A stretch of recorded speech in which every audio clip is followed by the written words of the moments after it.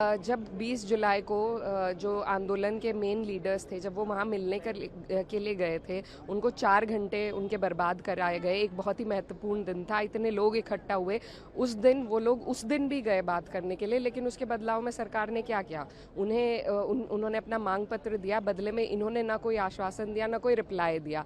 अब जब सरकार का मन करेगा तो कमरे में बुला के 2 लोगों से, अब ऐसे नहीं चलता है। किसी भी धरने या आंदोलन का नियम होता है कि वो जो खुला मंच है, जहाँ पर सब लोग इकट्ठा हुए हुए हैं, जो आंदोलन में सहभागी होते हैं, उनके बीच में कोई भी बात हो तो, और निर्णय भी उनके बीच में लिया जाता है। तो मैं सीजेपी के सभी लोगों के और जितने भी स्टूडेंट्स इस आंदोलन में इन्वॉल्व हैं, उनकी इस बात से सहमत हूँ कि अब जो भी निर्णय हो वो सबके बीच में होना चाहिए। ऐसे कमरे में बुलाकर बिठा लेंगे रोज रोज 4-4 घंटा, तो दुनिया पागल थोड़ी ना है। लेकिन अगर हाउस नहीं चल रहा है, सहमति कहीं नहीं बन पा रही, तो ये तो डेडलॉक का सिचुएशन है, इसमें फिर कैसे? तो ये तो जिम्मेदारी सरकार की है। सदन चलाने की भी जिम्मेदारी सबसे पहले, सबसे बड़ी जिम्मेदारी सरकार की है। विपक्ष अपनी मांग रखेगा, उसमें कहीं ना कहीं तो सरकार को एक कॉमन प्लेटफॉर्म पे आना पड़ेगा। सरकार तैयार ही नहीं है। हम सदन शुरू होने से पहले, इस आंदोलन के शुरू होने से पहले खबरों में सुन रहे थे कि कैबिनेट रीशफल होंगी कई सारी।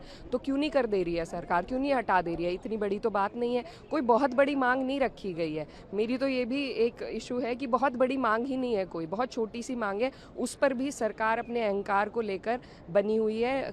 ना बात करने को विपक्ष से तैयार है, ना स्टूडेंट से बात करने को तैयार है। जेपी नड्डा जी का क्या औचित्य बनता था उन्हें बुलाने का? वो ना तो एजुकेशन मिनिस्टर है, ना होम मिनिस्टर है, ना प्राइम मिनिस्टर है।